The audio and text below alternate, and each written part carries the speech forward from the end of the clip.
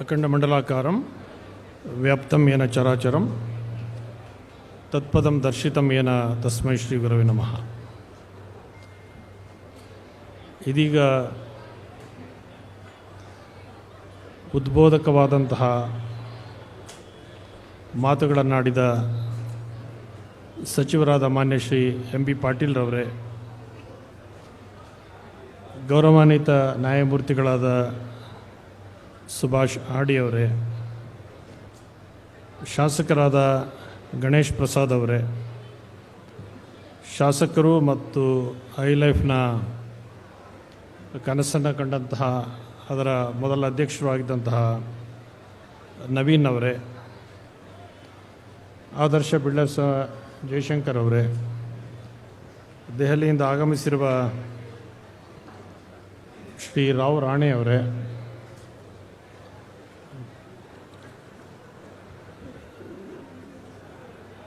ಶ್ರೀ ಸಂತೋಷ್ ಕೆಂಚಾಂಬ ಅವರೇ, ಪ್ರಶಾಂತ್ ಅವರೇ, ಮಹದೇವ್ ಪ್ರಸಾದ್ ಅವರೇ, ಹಾಗೂ ಐಲೈಫ್ನ ಮೈಸೂರು ಘಟಕ ಹಾಗೂ ರಾಜ್ಯ ಘಟಕದ ಎಲ್ಲ ಪದಾಧಿಕಾರಿಗಳೇ, ವೇದಿಕೆಯಲ್ಲಿ ಸಭಾಂಗಣದಲ್ಲಿ ಉಪಸ್ಥಿತರಿರುವ ಎಲ್ಲ ಗಣ್ಯಮಾನ್ಯರೇ ಹಾಗೂ ಆತ್ಮೀಯರೇ, ಐಲೈಫ್ನಿಂದ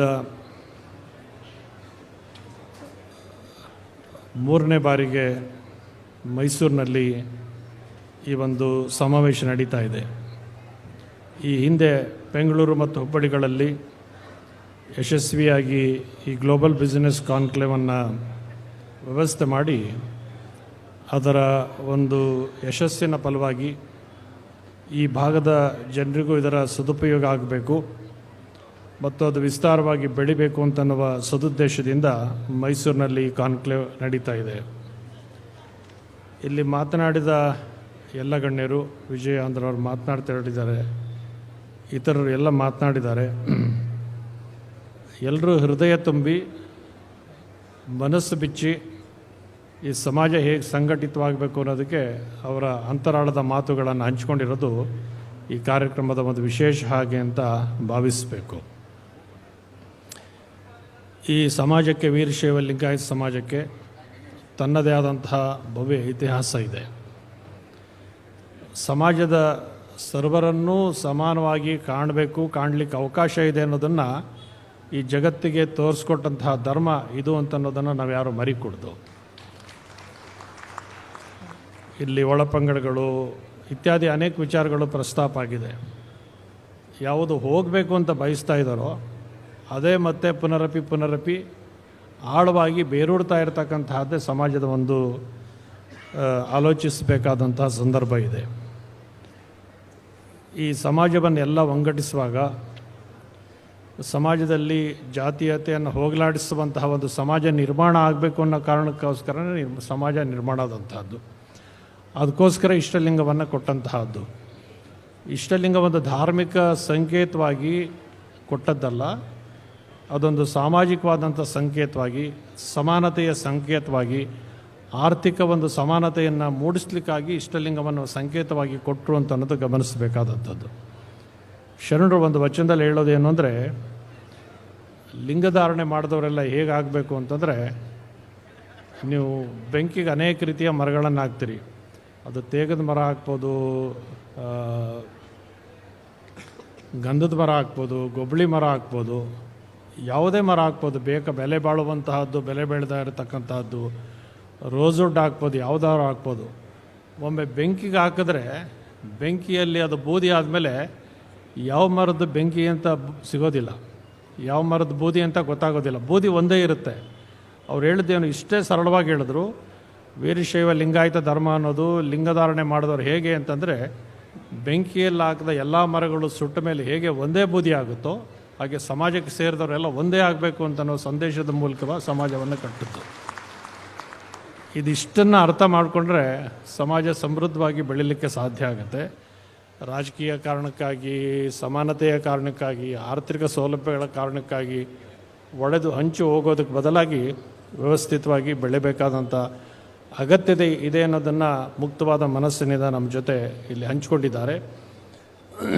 ಇವತ್ತು ಐಲೈಫ್ ಇವತ್ತು 2013ರಲ್ಲಿ ಮಾನ್ಯ ಪಾಟೀಲರು ಪ್ರಸ್ತಾಪಿಸಿದಾಗೆ ನವೀನ್ ಅವರೆಲ್ಲ ಹೇಳಿದಾಗೆ ಬೆಂಗಳೂರಿನಲ್ಲಿ ಬಸವ ಕೇಂದ್ರದಲ್ಲಿ ಅಲ್ಲಿಯ ಆಡಿಟೋರಿಯಂನಲ್ಲಿ ಪೂಜ್ಯ ಸಿದ್ಧಗಂಗೆಯ ಶಿವಕುಮಾರ ಮಹಾಸ್ವಾಮಿಗಳವರ ಉಪಸ್ಥಿತಿಯಲ್ಲಿ ಈ ಒಂದು ಸಂಸ್ಥೆ ಉದ್ಘಾಟನೆ ಆದದ್ದು ನಮ್ಮ ಕಣ್ಮುಂದೆ ಇನ್ನೂ ಹಸಿರಾಗಿದೆ.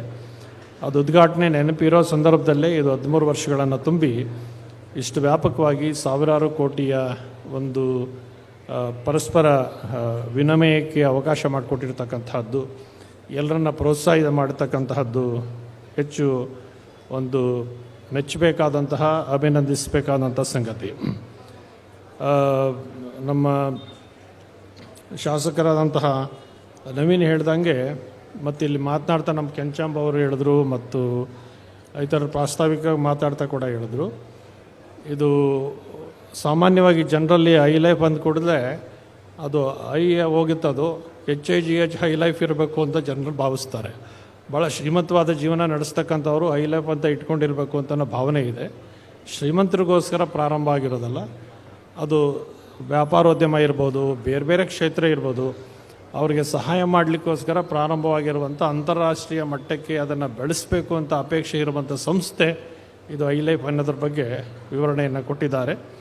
ಮಾನ್ಯ ಪಾಟೀಲ್ ಈಗ ತಾನೇ ಕೊನೆ ಒಂದು ಬಹಳ ಮುಖ್ಯವಾದ ಮಾತು ಹೇಳಿದ್ರು, ಇದು ಬಹಳ ಶ್ರೀಮಂತ ವರ್ಗದವರಲ್ಲಾಗಲಿ ಮಧ್ಯಮ ವರ್ಗದವ್ರಿಗಾಗಿ ಕೇಂದ್ರೀಕೃತವಾಗಿರೋದಕ್ಕೆ ಬದಲಾಗಿ ಯಾವೊಬ್ಬ ನಿರುದ್ಯೋಗಿ ಆದಂಥವನು, ಒಬ್ಬ ಸಾಮಾನ್ಯ ಯುವಕ, ಆತ ಪದವೀಧರನಾಗಿರ್ಬೋದು, ಪದವೀಧರನಲ್ಲದೆ ಇರ್ಬೋದು, ಸ್ಕಿಲ್ ಟ್ರೈನಿಂಗ್ ಪಡ್ಕೊಂಡಿರಬೇಕು, ನಾನು ಉದ್ಯಮಿ ಆಗಬೇಕು ಅಂತ ಇಷ್ಟಪಟ್ಟಂಥವನಿಗೆ ಬೇಕಾದಂತಹ ಎಲ್ಲ ಮಾರ್ಗದರ್ಶನವನ್ನು, ಧೈರ್ಯವನ್ನು ತುಂಬುವಂಥ ಸಂಸ್ಥೆಯಾಗಿ ಹೈ ಲೈಫ್ ಬಾಳಿಬೇಕು ಅಂತ ಒಂದು ಅತ್ಯಂತ ಮಹತ್ವದ ಆಕಾಂಕ್ಷೆಯನ್ನು ಮಾನ್ಯ ಪಾಟೀಲರು ಇಲ್ಲಿ ಪ್ರಸ್ತಾಪ ಮಾಡಿದ್ದಾರೆ.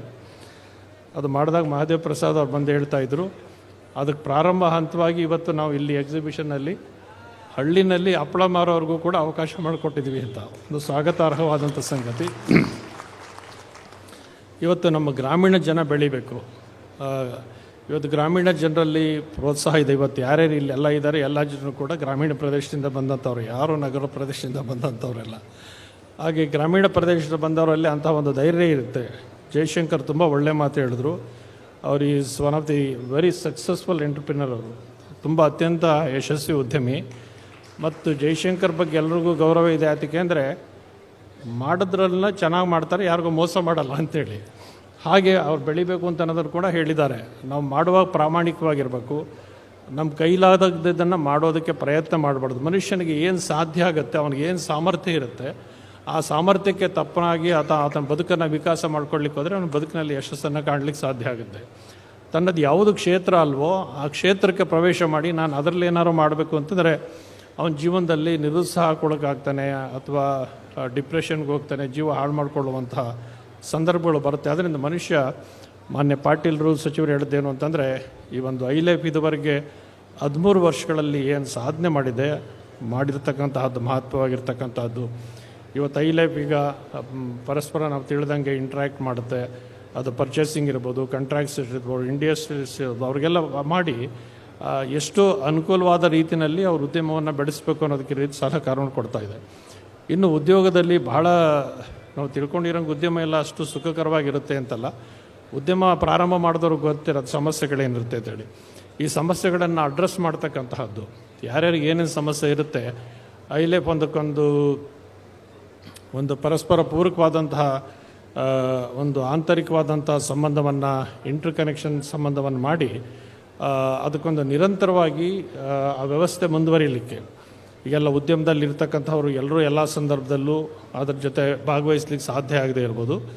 ಆದರೆ ಎಲ್ರಿಗೂ ಅನುಕೂಲವಾಗುವಂತಹ ಒಂದು ಅಂತರ್ಜಾಲದ ವ್ಯವಸ್ಥೆಯ ಮೂಲಕವಾಗಿ ಯಾರೇ ಏನೇ ಅಪೇಕ್ಷೆ ಪಟ್ಟರೂ ಕೂಡ ಅವ್ರಿಗೆ ಬೇಕಾದಂತಹ ಮಾರ್ಗದರ್ಶನ, ಸೌಲಭ್ಯ ಇತ್ಯಾದಿಗಳನ್ನು ನೀಡುವಂತಹ ಒಂದು ವ್ಯವಸ್ಥೆಗಳನ್ನು ವ್ಯಾಪಕವಾಗಿ ಕಲ್ಪಿಸಿದ್ರೆ ಇನ್ನು 10 ವರ್ಷದಲ್ಲಿ ಇದು ಬೃಹತ್ತಾಗಿ ಬೆಳೀಲಿಕ್ಕೆ ಸಾಧ್ಯ ಆಗುತ್ತೆ. ಇವತ್ತಿಲ್ಲಿ ಯಜಮಾನರು ಬಂದು ಹೇಳಿದ್ರು, ರಿಸರ್ವೇಷನ್ ಪಾಟೀಲ್ ಹತ್ರ ಚರ್ಚೆ ಮಾಡ್ತಿದ್ರು ಏನು ಮಾಡ್ತಾರೋ ಅಂತ. ಅವ್ರು ಬಹಳ ದೊಡ್ಡ ಉದ್ಯಮಿ ಅಲ್ಲ, ಅವರು ಸಾಮಾನ್ಯವಾದವರು. ಅವ್ರು ಹೇಳಿದ ಮಾತನ್ನು ಸಮಾಜ ಗಮನಿಸಬೇಕಾದೇನು ಅಂತಂದರೆ, ನಾವು ರಿಸರ್ವೇಷನ್ಗೋಸ್ಕರ ಭಿಕ್ಷಾ ಪಾತ್ರ ಹಿಡಿಬಾರ್ದು, ನಮ್ಮ ಸಮಾಜದವರು ಸ್ವತಂತ್ರವಾಗಿ ಬದುಕೋದನ್ನು ಕಲ್ಕೋಬೇಕು ಅನ್ನೋದು ಎಷ್ಟು ಒಳ್ಳೆ ಮಾತು ಅಂತಕ್ಕಂತಹದ್ದು ಗಮನಿಸಬೇಕಾದಂತಹದ್ದು. ಐಲೈಫ್ನಂಥ ಸಂಸ್ಥೆಗಳು ನೂರಾರು ಸಂಸ್ಥೆ ಬಂದು ಈಗ ಮಾರ್ಗದರ್ಶನ ಮಾಡಿದ್ರೆ ಖಂಡಿತ ನಮ್ಮ ಸಮಾಜ ಹಾಗೆ ಸ್ವತಂತ್ರವಾಗಿ ನಿಲ್ಲುವಂತಹ ಅವಕಾಶವನ್ನು ಮಾಡಿಕೊಡುತ್ತೆ. ಕೆಂಚಂಬ ಅವರು ಹೇಳಿದ್ರು, ಇತ್ತೊಬ್ಬರು ಹೇಳಿದ್ರು, ಏನಂತಂದರೆ ನಾವು ಎಂಪ್ಲಾಯೀಸ್ ಆಗಲಿಕ್ಕೆ ಇಷ್ಟಪಡಬಾರ್ದು, ಎಂಪ್ಲಾಯರ್ಸ್ ಆಗಬೇಕು ಅಂತೇಳಿ, ಉದ್ಯೋಗಿಗಳಾಗಬಾರ್ದು, ಉದ್ಯಮಿಗಳಾಗಬೇಕು ಹಾಗೆ ಅಂತೇಳಿ. ಅಂತಹ ಒಂದು ಸಂಕಲ್ಪವನ್ನು ಮಾಡಿದ್ರೆ ಒಂದು ಕಾಲಕ್ಕೆ ಹಾಗೇ ಇದ್ದದ್ದು ಸಮಾಜ. ನೀವು ಒಂದು 60 ವರ್ಷದ ಹಿಂದಿನ ಇತಿಹಾಸ ನೋಡಿ, ರಾಜಕೀಯ ಕ್ಷೇತ್ರದಲ್ಲಿದ್ದಂಥವು ಸಮಾಜದವರು, ವ್ಯಾಪಾರ ಕ್ಷೇತ್ರದಲ್ಲಿದ್ದಂಥವ್ರು ಸಮಾಜದವರು, ಕಲಾ ಕ್ಷೇತ್ರದಲ್ಲಿದ್ದಂಥವ್ರು ಸಮಾಜದವರು, ನಾಟಕ ಕ್ಷೇತ್ರದಲ್ಲಿದ್ದಂಥ ಸಮಾಜದವರು, ಎಲ್ಲ ಕ್ಷೇತ್ರದಲ್ಲೂ ಇದ್ದಂಥವರು ಕೂಡ ಈಗ ಹಿನ್ನಡೆಯಲಾಗಿ ಬೇರೆಯವರ ಆಶ್ರಯದಲ್ಲಿ ಬೆಳಿಬೇಕಾದಂತಹ ಅನಿವಾರ್ಯತೆ ಸಂದರ್ಭ ಬಂದಿರೋದನ್ನು ತಪ್ಪಿಸಬೇಕು ಅಂತಂದರೆ ಸಮಾಜದ ಪ್ರತಿಯೊಬ್ಬರು ಕೂಡ ಅಂಥ ಒಂದು ಸಂಕಲ್ಪವನ್ನು ಮಾಡಿ ತಮ್ಮ ಕಾಲ ಮೇಲೆ ತಾವು ನಿಂತು ಸ್ವಸಾಮರ್ಥ್ಯದಿಂದ ಕೆಲಸ ಮಾಡುವಂತಹ ಒಂದು ಕೆಲಸವನ್ನು ಮಾಡಬೇಕಾದ ಅಗತ್ಯ ಇದೆ. ಅಂಥದಕ್ಕೆ ಈ ಐಲೈಫ್ನ ಒಂದು ಮಾರ್ಗದರ್ಶನ ಸಮಾಜಕ್ಕೆ ನಿರಂತರವಾದ ಮಾರ್ಗದರ್ಶನವನ್ನು ಪಡಿಬೇಕು ಅಂತ ಆಸೆ ಇದೆ.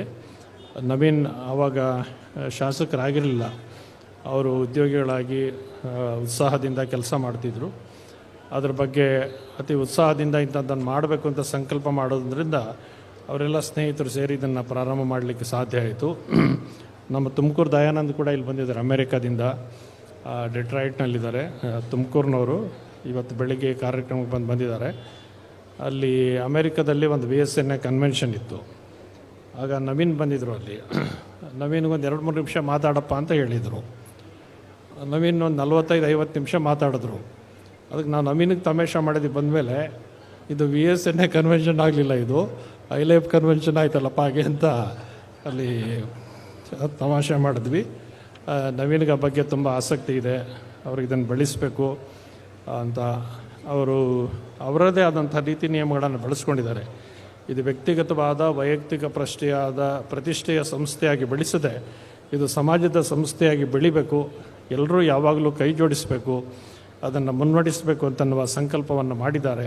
ಆದ್ದರಿಂದ ಇದುವರೆಗೆ 13 ವರ್ಷಗಳಲ್ಲಿ ಬಂದ ಹಾದಿಯನ್ನು ಗಮನದಲ್ಲಿಟ್ಕೊಂಡು ಅದರಲ್ಲಿ ಮಾಡಬಹುದಾದಂಥ ಸುಧಾರಣೆಗಳನ್ನು ಮಾಡಿ ಇದನ್ನು ಇನ್ನೂ ವ್ಯಾಪಕವಾಗಿ ಬೆಳೆಸುವಂತಹ ಮಾನ್ಯ ಸಚಿವರು ಅಪೇಕ್ಷೆ ಪಟ್ಟ ಹಾಗೆ ಸಮಾಜದ ಸಾಮಾನ್ಯ ಮನುಷ್ಯನಿಗೂ ಇದು ನನ್ನ ಸಂಸ್ಥೆ, ನನಗೋಸ್ಕರ ಇರುವಂಥ ಸಂಸ್ಥೆ ಎನ್ನುವಂತಹ ಅಭಿಪ್ರಾಯ ಬರುವಂಥ ರೀತಿಯಲ್ಲಿ ಸಮಾಜ ವಿಸ್ತೃತವಾಗಿ ಬೆಳೀಲಿ, ಅದಕ್ಕೆ ಮೈಸೂರಿನ ಒಂದು ಸಮಾವೇಶ ಅವಕಾಶವನ್ನು ಕಲ್ಪಿಸಲಿ ಹಾಗೆ ಅಂತ ಹೇಳಿ ಈ ಕಾರ್ಯಕ್ರಮಕ್ಕೆ ವಿಜಯೇಂದ್ರ ಅವರು ಬಂದು ಅನೇಕ ಮೌಲಿಕವಾದಂಥ ಮಾತುಗಳನ್ನು ಹೇಳಿ ಪಾಟೀಲ್ರ ಒಂದು ಹೇಳಿಕೆಯನ್ನು ಹೃತ್ಪೂರ್ವಕವಾಗಿ ಸ್ವಾಗತಿಸಿ ಎಲ್ಲ ಸಂಘಟಿತರಾಗಿ ಈ ಕೆಲಸವನ್ನು ಮಾಡಬೇಕು ಅಂತ ಆಶಯವನ್ನು ವ್ಯಕ್ತ ಮಾಡಿದ್ದಾರೆ.